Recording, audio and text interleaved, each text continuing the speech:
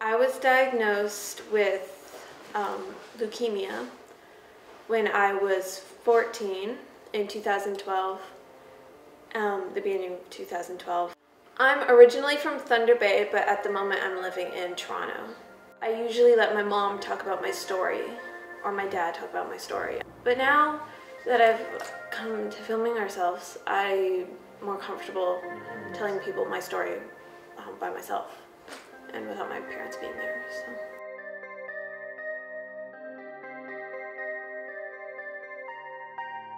I see myself as Bronwyn's support and advocate, the person that's there to be with her and do whatever needs to be done to get the job done. My family was in crisis and I had to do whatever I had to do. Bronwyn pretty much through the whole thing has been very stoic. Hasn't really expressed herself and really not interested in talking to doctors and nurses much. So a lot of the times, yeah, it was her mouthpiece. Bronwyn's attitude from the beginning has always been, just tell me what to do so I can go home. So I see my job as the one that is there to help make that happen. I'm used to no skyscrapers and trees everywhere and wildlife. When Kelly and Bronwyn first left Thunder Bay, left me and Sinead behind, I thought we're going to be tested for the cancer, and I figured if they're leaving Thunder Bay to be tested for cancer, chances are it's going to be pretty serious. So I had told Barry, Tuesday, they're going to do this big test. And he said, okay, Sinead and I will fly down on Tuesday to meet you, to be there. So it was Sunday afternoon, and we were just having a good day in the hospital. We had visitors, we went down to the cafeteria for lunch, it was great.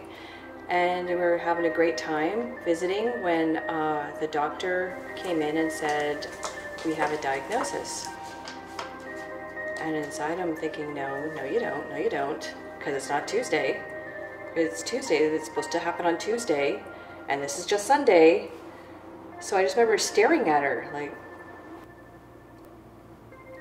how can you possibly have a diagnosis? We haven't done the test yet, the big test. And at the time I didn't really understand what that meant, but they did a bone marrow aspiration on Tuesday. And she said, we can tell by just looking at the blood cells. I went through 4 months of chemotherapy, but then the chemo severely damaged my heart. So I'm a pediatric cardiologist, which means that I work with children who have heart problems. So when Bronwyn came to the hospital for sick kids, she was transferred into the intensive care unit, and she was critically ill at that time. That was mostly because of her heart function problems, and on top of that some of the other complications that she had from chemotherapy. But the prime reason that she came here was because of the significant heart function problems that she was having secondary to her chemotherapy. The day we had to tell Bronwyn after the heart failure that the doctors were telling us that she wouldn't survive was huge, of course. There is a look when you have a brand new baby, when your child is just a baby, there is a way that they look at you where they haven't been affected by the world yet. There's no filters, where they just look at you with a pure love that is so amazing and heart-wrenching at the same time. It's just so beautiful. And after Bronwyn's heart failure, I saw that look from her again, and it was stunning. It's like, wow, that's that look that she gave to me as a baby. Just completely full, complete, unfiltered love. Between the times of when I got my badge and when I got told I had heart failure, I got told that I wasn't gonna live many times. So I would get emotional, and then my mom would get emotional with me, because I don't think my mom felt that it was okay to be emotional in front of me unless I was. The fact that, even though we were all crying and upset about it, Bronwyn, she cried for a while and then she just got very still and quiet and then started comforting me. Like her concern was about me. Like, it's okay, Mommy, don't worry, Mommy, it'll be okay. And I remember just being absolutely astounded how can she do that? But I think the moment that impacted me the most, even more than that, was the day after the heart failure, before she got the VAD, when she was so sick. She was just as weak as a kitten, with only 20% heart function, and all of these lines coming out of her, the meds going into her, and and she was just in pain, and those were really, really hard days. We were usually very few smiles, not a lot of laughter, although we did find them. Not everyone really understands what childhood cancer can mean. I had to wait till my blood counts came up to get a VAD, which is a machine that goes into my heart that keeps my blood flowing. And I'm not allowed to be on the heart transplant list until 2 years post-diagnosis. Bronwyn VAD, or ventricular assist device, was placed because she was critically ill, and also as a bridge to transplantation. So Bronwyn is not currently a candidate for transplantation because she has had a recent bout with cancer, but we have a plan in mind as to when the time frame would be that we would start to assess her for transplant, to see if she would be a candidate at that point. So she is waiting to reach that time point where we decide that we're going to assess her for transplantation. To have the VAD, it just means that, for me, it means that I won't be able to do a lot of the stuff that I like to do. I'm not allowed to go swimming, or I'm not even allowed to jump around or be very active. If I do something too active, then that could move something. It could move the VAD. I mean, that's rare that it would do that, but that it could happen. So, what gave me strength in the difficulties? Well, that's a hard question. I had to have strength. It had to be there, and so it was.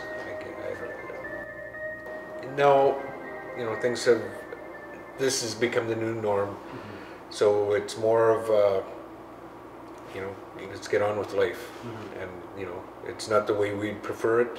We'd obviously like to be back home with the rest of our extended family and friends. But this is life. Mm-hmm. We'll make the best we can in the situation that we're in. Mm-hmm. My photography has always been a part of my life. Here I am, the one time in particular when we were dealing with the fact that we were letting Bronwyn know that the doctors and the professionals didn't think she was going to make it, and we're having a family moment. I almost had to pull myself out of that in order to capture her. Mm-hmm. I thought it was very important that we capture this, to tell you the truth, so that we can remember her. For all we knew at that point, she wasn't going to be around much longer, and we needed something to capture that moment, to remember. Mm-hmm. Even though it would be hard to remember, it was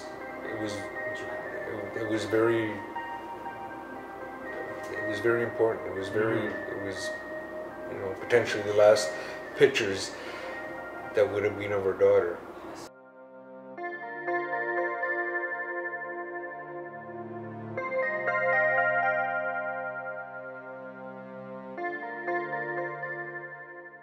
I think it's a very unique story, because I didn't know what even cancer meant to, adults. I was sure that a lot of people that weren't involved in childhood cancer themselves also had no idea. As far as we knew, sure, yeah, a kid gets cancer. It's rare, it doesn't happen very often. They get treated and then they go on with their life, right? Well, we know better now that that's not what happens. No one knows what the cause was. Childhood cancer is so invasive, it affects everything in your body. If it's not the cancer, it's the chemo. A normal life to me would be being able to just hang out with my sister. You know, we're still family. Definitely proud of how well she deals with all of this. I don't know, I'll talk to my friends, sometimes my mom, mostly myself. I talk to myself a lot. It's her story, right? She can tell it to whoever. Stuff like this is kind of like a lifelong deal, right? You and Sinead are like the closest I have to sisters, right? I don't know, I just think you're a really great cousin. Our family is from Thunder Bay, Ontario, so like the opposite side that we're on right now. And it's over 900 miles away. I remember at the beginning of this journey thinking, am I gonna have a spoiled brat when I'm done? Because like whatever Bronwyn wants, Bronwyn gets at her request. And I saw me as the person that I was just always there to make sure that whatever needed to be done was getting done. And I remember that first week or two talking to her head nurse on the oncology floor and asking her about this, and she said, don't worry about it. Because of course when you watch your kid go through this, I mean, it's hell. Chemo is the worst thing to go through. Your kid is constantly sick, and it's really hard to say no to anything that they want, because you want them to be comfortable and you want them to, like they can't be comfortable, they're always sick, so anything that they want that could make them brighten their day or make them more comfortable, you want that for them. And our head nurse, Mary Jo, said, don't worry about it. Your job is to do whatever needs to be done to get her through this. If there's an attitude problem when it's all over, be happy you have a kid to deal with. Well, I just want to see more money being going to the research, because there's only like 5% or 10% of kids that survive that don't have anything wrong with them afterwards, and most of them do. There are approximately 10,000 children in Canada right now battling childhood cancer, and yet we keep hearing that childhood cancer is rare. Yet in North America, I think it's 1 in every 335 children will get cancer.